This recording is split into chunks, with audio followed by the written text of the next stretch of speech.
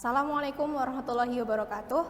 Selamat datang di Laboratorium Anatomi Fakultas Kedokteran Universitas 11 Maret Surakarta. Perkenalkan, saya Rizky Anissa Yumna selaku Asisten Laboratorium Anatomi 2018. Di sini saya akan menjelaskan mengenai kavitas pelvis. Pada pelvis terdapat dua pintu masuk, yaitu apertura pelvis superior dan apertura pelvis inferior. Apertura pelvis superior disebut juga adytus pelvis, dibatasi atau dibentuk oleh tepi atas simfisis osis pubis di bagian anterior, kemudian di bagian lateralnya dibatasi oleh linea terminalis yang merupakan persatuan dari linea arcuata, pecten osis pubis, dan crista pubica. Kemudian di bagian posterior dibatasi oleh promontorium. Selanjutnya, apertura pelvis inferior atau juga disebut dengan exitus pelvis dibatasi oleh di bagian anterior oleh tepi bawah dari simfisis osis pubis, kemudian di bagian lateralnya oleh tuber ischiadicum, dan di bagian posteriornya oleh ligamentum sacrotuberosum dan juga os coccygeus. Regiopelvis dibagi menjadi dua bagian, yaitu pelvis minor atau true pelvis dan pelvis mayor atau false pelvis, dan dipisahkan oleh apertura pelvis superior. Pelvis mayor atau false pelvis berada di superior dari apertura pelvis superior dan disebut dengan false atau palsu karena tidak di seluruh bagiannya dibatasi oleh ossa pelvis. Di bagian anterior, false pelvis dibatasi oleh dinding abdomen, kemudian di bagian lateral oleh fossa iliaca, dan di bagian posterior dibatasi oleh vertebra lumbal. Sedangkan pelvis minor atau true pelvis dia yang berada di bagian bawah dari apertura pelvis superior. Selanjutnya kita masuk ke pengukuran pelvis. Diameter panggul atau adytus pelvis penting dalam pemeriksaan obstetrik karena merupakan saluran keluarnya janin dalam persalinan normal atau partus per vaginam. Selain itu, pengukuran diameter pelvis ini juga dapat menentukan tipe panggul.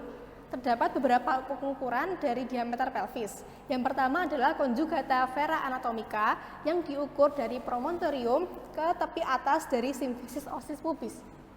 Ukuran normal dari conjugata vera anatomica adalah 11 cm. Kemudian yang kedua adalah conjugata vera obstetrica yang diukur dari promontorium ke daerah paling menonjol di facies posterior simfisis osis pubis. Ukuran normal dari conjugata vera obstetrica adalah 10,5 sampai 11 cm. Selanjutnya yang ketiga adalah conjugata diagonalis yang diukur dari promontorium ke tepi bawah dari simfisis osis pubis. Conjugata diagonalis merupakan pengukuran yang dapat didapatkan melalui metode vaginal Toscher. Untuk ukuran normalnya sendiri sekitar 12,5 cm. Kemudian yang keempat adalah diameter transversa yang merupakan jarak terjauh dari titik yang sama pada linea terminalis dextra et sinistra, dan ukuran normalnya adalah 11,5 cm sampai 13,5 cm.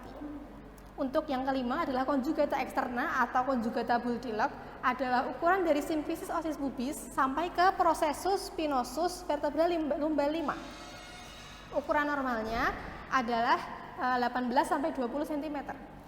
Selanjutnya yang keenam adalah distansia cristarum atau jarak dari dua crista iliaca dexter et sinister. Untuk jarak normalnya adalah 28 sampai 29 cm. Selanjutnya adalah distansia spinarum yang diukur dari sias dexter ke sias sinister. Untuk jarak antar sias yang normal adalah 25 sampai 26 cm.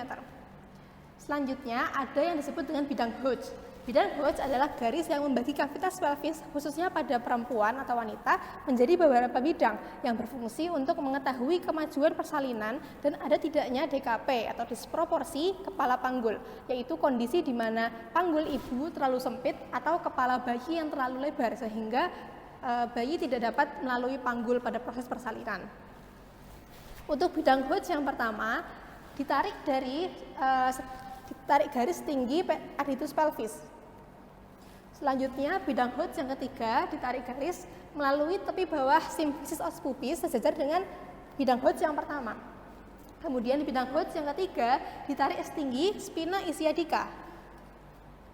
Garisnya sejajar dengan bidang Hodge 1 dan 2. Kemudian bidang Gauge 4 ditarik setinggi os koksik dan sejajar dengan bidang Gauge 1, 2, dan 3. Kemudian kita masuk ke pembahasan tipe pelvis. Tipe pelvis berdasarkan bentuk aditus pelvisnya dibagi menjadi 4 tipe. Yang pertama adalah pelvis ginekoid dengan bentuk aditus pelvis yang hampir bulat seperti di preparat ini dan merupakan tipe ideal bagi wanita untuk melahirkan janin secara pervaginam. Kemudian yang kedua adalah pelvis android yang memiliki bentuk aditus pelvis yang seperti jantung dengan ukuran conjugata vera anatomikanya sedikit lebih panjang daripada diameter transversa. Biasanya merupakan tipe pelvis pada laki-laki. Kemudian yang ketiga adalah pelvis platypeloid dengan ukuran conjugata vera anatomika lebih pendek daripada diameter transversa dan aditus pelvisnya sedikit lonjong pipih. Tapi tipe pelvis ini jarang ditemukan, namun dapat ditemukan pada pria atau wanita. Kemudian yang terakhir adalah pelvis anthropoid dengan conjugata vera anatomikanya lebih panjang dibanding dengan diameter transversa. Tipe pelvis ini merupakan tipe pelvis yang bisa ditemukan pada pria atau pada wanita dengan perawakan tinggi dan tungkainya panjang.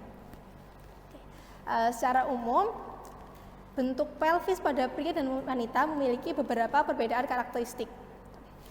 Seperti yang sudah saya sebutkan tadi, pada preparat ini kita bisa melihat bentuk pelvis tipe pelvis pada perempuan pada umumnya. Untuk perbedaan karakteristik pelvis pria dan wanita, diantaranya adalah yang pertama, aditus pelvis pada pelvis wanita lebih bulat, sedangkan pada laki-laki bentuknya menyerupai bentuk jantung. Sedangkan eksitus pelvis pada wanita dia lebih luas, sedangkan pada laki-laki dia lebih sempit. Kemudian arcus pubis di sini pada wanita dia cenderung kurang tajam dibanding dengan arcus pubisnya laki-laki. Kemudian os sacrum pada perempuan dia lebih pendek dan kurang melengkung dibandingkan dengan laki-laki. Melengkungnya melengkung ke depan. Kemudian os coccygeus wanita lentur, sementara pada pria lebih kuat. Dan os ilium perempuan atau wanita miring ke lateral, sementara pada pria lebih tegak. Sekian untuk pembahasan mengenai kavitas pelvis. Semoga bermanfaat. Wassalamualaikum warahmatullahi wabarakatuh.